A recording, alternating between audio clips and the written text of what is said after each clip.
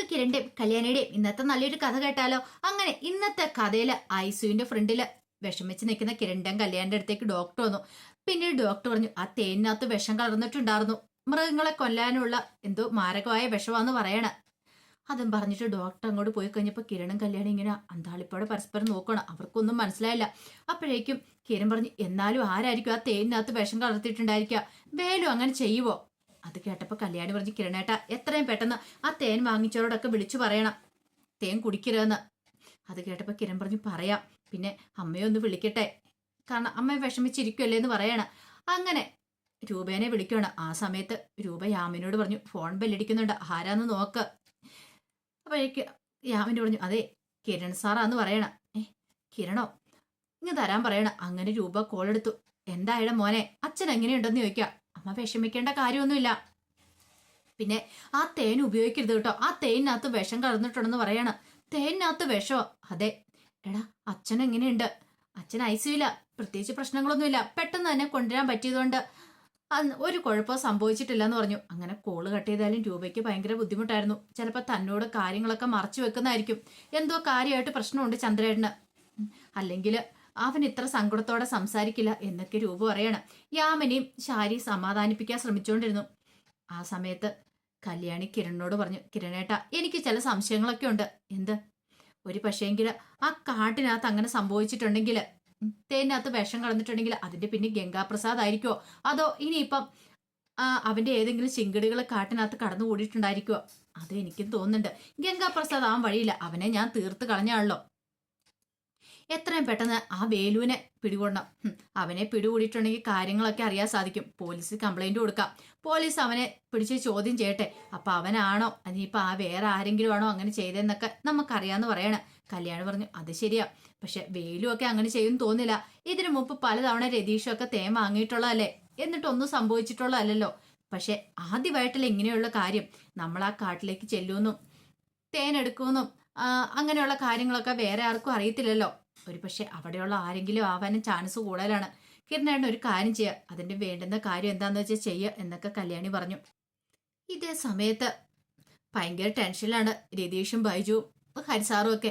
ആ സമയത്ത് രതീഷ് പറഞ്ഞു, എന്നാലും ആ തേനിനകത്ത് എങ്ങനെയാ വിഷം കടന്നേന്നാ എനിക്കറിയില്ലാതെ. അപ്പോഴേക്കും ബൈജു പറഞ്ഞു, ഒരു പക്ഷേങ്കിൽ ആ വേലു എങ്ങാനും അവൻ അങ്ങനെ ചെയ്യില്ല, ഇതിനു മുമ്പ് പലവട്ടം അവൻ്റെ നിന്ന് തേൻ വാങ്ങിയിട്ടുണ്ട്, ഇങ്ങനെയൊന്നും സംഭവിച്ചിട്ടില്ല എന്ന് പറഞ്ഞു. അത് കേട്ടപ്പോൾ ഹരിസാറ് പറഞ്ഞു, അല്ല അങ്ങനെയാണെങ്കിൽ പിന്നെ ഇത് ആരായിരിക്കും ചെയ്തിട്ടുണ്ടായിരിക്കുക? നിങ്ങള് ആ കാടിനകത്ത് പോയി ഒന്ന് അരിച്ചു പെറുക്കി നോക്കിയതല്ലേ, ഗംഗാപ്രസാദ് ഉണ്ടോ എന്നൊക്കെ നോക്കിയതല്ലേ, അന്ന് അവനവിടെ ഇല്ലായിരുന്നല്ലോ. ബൈജു പറഞ്ഞു, അത് ശരിയാ, അവൻ ജീവനോടെ ഉണ്ടെന്നോർത്താ ഞങ്ങൾ അങ്ങോട്ടേക്ക് പോയത്. അന്ന് അവനവിടെ ഇല്ലായിരുന്നു, അതുകൊണ്ട് പിന്നെ അവനാവാനും ചാൻസ് ഇല്ല. പിന്നെ ആരായിരിക്കും ഇതിന്റെയൊക്കെ പിന്നില്? പെട്ടെന്ന് രതീഷ് പറഞ്ഞൊരു കാര്യം ചെയ്യാം, ഞാൻ അവനെ ഒന്ന് വിളിച്ചു നോക്കട്ടെ, വേലുവിനെ. അവനെ വിളിച്ചു കഴിഞ്ഞാൽ സത്യങ്ങൾ അറിയാലോ എന്ന് പറയണം. അങ്ങനെ വേലുവിനെ വിളിക്കുക. ആ സമയത്ത് വേലു പറഞ്ഞു, എങ്ങനെയുണ്ട് സാറേ തേനൊക്കെ? നല്ല തേനായിരുന്നോ എന്നൊക്കെ ചോദിച്ചു. അത് കേട്ട് കഴിഞ്ഞപ്പോഴത്തേനും രതീഷ് പറഞ്ഞു, അതിനെക്കുറിച്ച് പറയാൻ വേണ്ടിയിട്ടാടാ വിളിച്ചേ. നീ അതിനകത്ത് എന്ത് വിഷമാടാ കലർത്തിയത്? മൃഗങ്ങളെ കൊല്ലാനുള്ള വല്ല വിഷവും കലർത്തിയോ? സാർ എന്ത് വർത്താനോ പറയണേ? ഞാൻ അങ്ങനെയും ചെയ്തിട്ടില്ല, വെറുതെ കള്ളത്തരം പറയരുത്. സാറേ അത് നല്ല തേനാ, രുചിച്ച് നോക്കിയില്ലായിരുന്നോ? രുചിച്ച് നോക്കി. രുചിച്ച് നോക്കി ആളിപ്പോ ഹോസ്പിറ്റലിൽ ഐസിയുല. അയാൾക്ക് എന്തെങ്കിലും സംഭവിച്ചിട്ടുണ്ടെങ്കിൽ നിന്നെ ഉറപ്പായിട്ടും പിടികൂടുമെന്ന് പറയണേ. സാറേ ഞാൻ അതിനകത്തൊന്നും കലർത്തിയിട്ടില്ല. കലർത്തിയിട്ടുണ്ടോ ഇല്ലയോ നിന്നെ അന്വേഷിച്ച് പോലീസ് അങ്ങോട്ടേക്ക് വരും. എന്തെങ്കിലും സംഭവിച്ചിട്ടുണ്ടെങ്കിൽ കിരൺ സാറിന്റെ അച്ഛൻ ഹോസ്പിറ്റലിൽ ആ തേൻ രുചിച്ചു നോക്കിയതിന്റെ പേരില് സത്യം എന്താന്ന് നീ പെട്ടെന്ന് കണ്ടെത്തിക്കോ. ആരതിനകത്ത് തേനിനകത്ത് വിഷം കടത്തിയെന്ന്, അല്ലെങ്കിൽ നിനക്കിട്ടുള്ള പണി കിട്ടുമെന്ന് പറഞ്ഞു. ഇത് കേട്ടപ്പോൾ ഭയങ്കര ടെൻഷനോട് കൂടിയിട്ട് വേലു ഫോൺ കട്ട് ചെയ്തിട്ട് നേരെ കുടിലിലേക്ക് ഓടുവാണ്. രതീഷ് ബൈജുനോട് പറഞ്ഞു, അവനല്ലെന്നാ പറയണേ, അവൻ ഇതിനെക്കുറിച്ചൊന്നും അറിയില്ലെന്ന്. ഹരിസാർ പറഞ്ഞു, അങ്ങനെ വരാൻ വഴിയില്ലോ, പക്ഷെ അവൻ അങ്ങനെ ചെയ്യുമെന്ന് എനിക്ക് തോന്നുന്നില്ല ഹരിസാറേ. ഈ സമയം ഹരിസാർ പറഞ്ഞു, അങ്ങനെയാണ് ഒരു കാര്യം ഉറപ്പിച്ചോ. അന്നിവിടെ ക്രിസ്മസ് പാപ്പയുടെ വേഷത്തിൽ കാർത്തിയെയും ലക്ഷ്മമ്മയും കൊല്ലാനായിട്ട് വന്നില്ലേ ഒരുത്തന്? ഒരു പക്ഷെ അവരാണെങ്കിലോ അത് ഗംഗാപ്രസാദിന്റെ ആൾക്കാരായിരിക്കും. ഗംഗാപ്രസാദിന്റെ ആൾക്കാർ ആ കെട്ടി കയറിയിട്ടുണ്ടോ എന്ന് അറിയത്തില്ല. അവരാണോ ഈ പണി ഒപ്പിച്ചതെന്നും അറിയത്തില്ല. അതിനാവാൻ ചാൻസ് കൂടുതലുണ്ട്. അത് കേട്ടപ്പോൾ ബൈജു പറഞ്ഞു, അത് ശരിയാ, സാരയില്ല, ഫോറസ്റ്റുകാർ ചെന്ന് കണ്ടുപിടിച്ചോളും. പോലീസിലൊക്കെ ഇപ്പൊ തന്നെ കിരളലയും പറഞ്ഞിട്ടുണ്ട്, എത്രയും പെട്ടെന്ന് തന്നെ ഇത് കണ്ടുപിടിച്ചോളും. ഇനിയിപ്പോ ഗംഗാപ്രസാദ് ജീവനോടെ ഉണ്ടോന്ന് പോലും അറിയത്തില്ലോ എന്നൊക്കെ പറഞ്ഞു. ആ സമയത്ത് വേലു ഓടിക്കതിച്ച് കുടിലേക്ക് എത്തുവാണ്. പിന്നീട് അലറി വിളിച്ചോണ്ട് മാമാന്നും വിളിച്ചോട്ട് ആ ഓടി വന്ന് മൂപ്പന്റെ അരിയിലേക്ക് നിൽക്കുകയാണ് വേലു. ഈ സമയത്ത് മൂപ്പൻ ചോദിച്ചു, എന്താടാ, എന്താ കാര്യം എന്ന് ചോദിക്കുകയാണ്. മാമ, നമ്മൾ കൊടുത്ത ആ തേനില്ലേ, അതിനകത്ത് വിഷം ഉണ്ടായിരുന്നോ? നീ എന്തൊക്കെയാടാ വേലു പറയണേ? അതെ മാമ, കഴിഞ്ഞ ദിവസം ഇവിടെ വന്ന് കിരൺ സാറിന്റെ അച്ഛന് ഹോസ്പിറ്റലിലാന്ന്. സീരിയസ് ആയിട്ട് നമ്മൾ കൊടുത്ത തേനിനകത്ത് വിഷം ഉണ്ടായിരുന്നു പോലും. നീ എന്തൊക്കെയാടാ പറയണേ? നീ അല്ലേ തേൻ എടുത്തോണ്ട് വന്നത് കുപ്പി നിറച്ചു കൊടുത്തേ, എന്നിട്ടിപ്പോ ഇങ്ങനെയൊക്കെ ഒന്ന് പറഞ്ഞാലോ? എനിക്കറിയില്ല മാമ എന്തൊക്കെയാ സംഭവിക്കണേന്ന്. ആരോ അതിനകത്ത് വിഷം കലർത്തിയിട്ടുണ്ടായിരുന്നു പറഞ്ഞു. അപ്പോഴേക്കും മൂപ്പൻ ചോദിച്ചു, എടാ, നീ ഇനി ആ മൃഗങ്ങൾക്ക് കൊടുക്കാനുള്ള വിഷം എങ്ങാനും അതിനകത്ത് എടുത്ത് കലർത്തിയായിരുന്നോ? വേലു പറഞ്ഞു, ഞാൻ അങ്ങനെയൊക്കെ ചെയ്യുവോ മാമ? ഇതെല്ലാം ഗംഗാപ്രസാദ് മുറിയിരുന്ന് കേൾക്കുന്നുണ്ടായിരുന്നു. ഗംഗാപ്രസാദിന് സന്തോഷമായി. ഒരുത്തം വീണു ചന്ദ്രസേനൻ. ബാക്കിയെല്ലാം കൂടെ എപ്പോഴാണോ വീഴുന്നത് ആ ഒരു സന്തോഷത്തിലായിരുന്നു ഗംഗാപ്രസാദ്. അപ്പോഴേക്കും അമലും അങ്ങോട്ട് ഇറങ്ങി വന്നു. എന്താ കാര്യം? അത് മോളെ, കഴിഞ്ഞ ദിവസം വന്നേ ആ സാറല്ലേ, ആ സാറിന് വേലു കൊടുത്ത തേനിനകത്ത് വിഷം ഉണ്ടായിരുന്നത്. അത് കുടിച്ചിട്ട് ആ സാറിന്റെ അച്ഛൻ ഹോസ്പിറ്റലിൽ. ഹോസ്പിറ്റലോ? അതെ മോളെ. ഇവനല്ലേ അച്ഛാ കൊടുത്ത്. ഇവൻ എന്ത് വിചാരിച്ചാ കൊടുത്തെന്ന് ആര് കണ്ടു? ചിലപ്പോ എന്തേലുമൊക്കെ ആലോചിച്ചോണ്ട് കൊടുത്തായിരിക്കും. അതുകൊണ്ടാ എങ്ങനെയൊക്കെ സംഭവിച്ചേ. അപ്പോഴേക്കും മൂപ്പൻ പറഞ്ഞു, എടാ, നിന്നെ മിക്കവാറും ഫോറസ്റ്റുകാർ അന്വേഷിച്ചു വരും. ഉറപ്പായിട്ടും നിന്നെ പിടികൂടും. നീ ഇവിടുന്ന് മാറുന്ന നല്ലത്. കാരണം നീ എന്റെ മോൾക്ക് കൊടുത്ത ശിക്ഷയാ.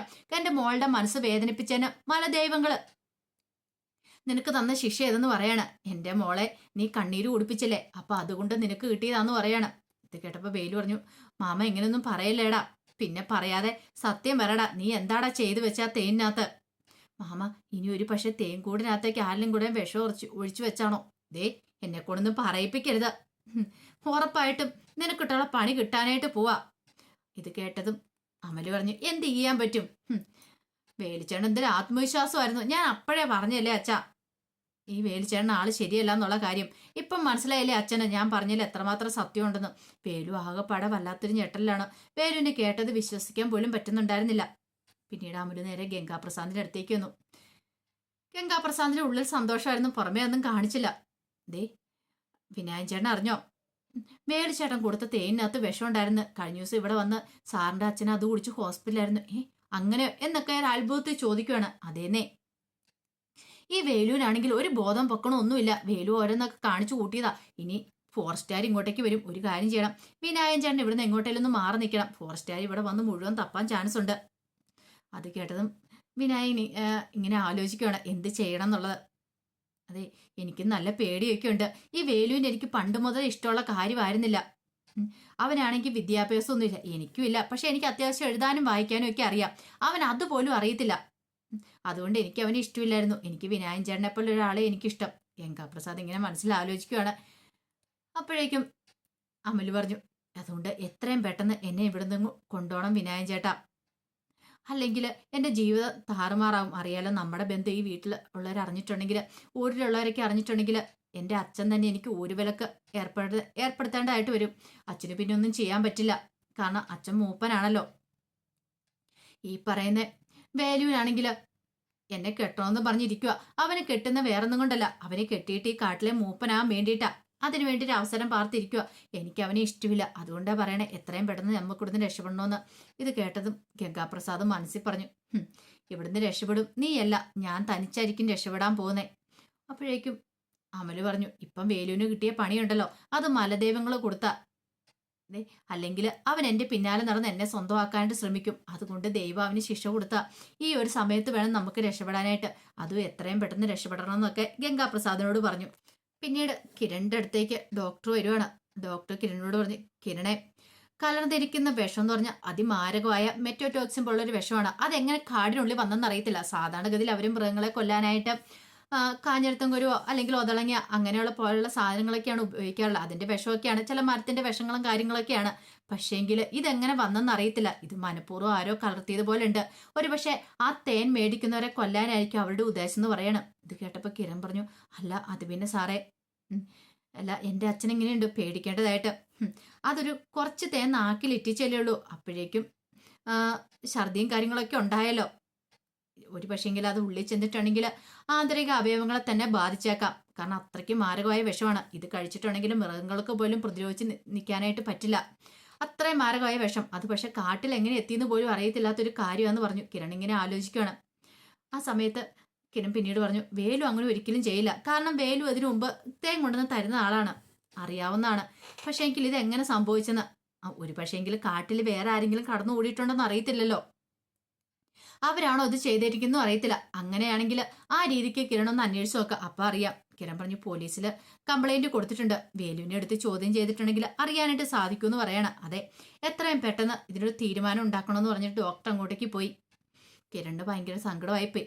കുറെ സമയം കഴിഞ്ഞപ്പോഴത്തേനും വേലു എന്ത് ചെയ്തു, വേലു കുടിലിൽ നിന്ന് രക്ഷപ്പെടാൻ തുടങ്ങി കഴിഞ്ഞപ്പോഴത്തേനും അവിടെ ഉണ്ടായിരുന്ന മൂപ്പൻ പറഞ്ഞു, നീ അങ്ങോട്ടാ പോകുന്നത്, നീ ഇവിടെ നിൽക്ക്, നീ ഇപ്പൊ പോണ്ട, നീ ഇവിടുന്ന് പോയിട്ടുണ്ടെങ്കിൽ ഫോറസ്റ്റുകാരൊക്കെ അന്വേഷിച്ച് വരണ സമയത്ത് അവർക്ക് സംശയം തോന്നുന്നു നീ കുറ്റം ചെയ്തിട്ടുണ്ടെന്ന്. അപ്പോഴേക്കുമാണ് കുറച്ച് ഫോറസ്റ്റുകാർ അങ്ങോട്ടേക്ക് വരുന്നത്, അന്വേഷിക്കാൻ വേണ്ടി വരുന്നതാണ്.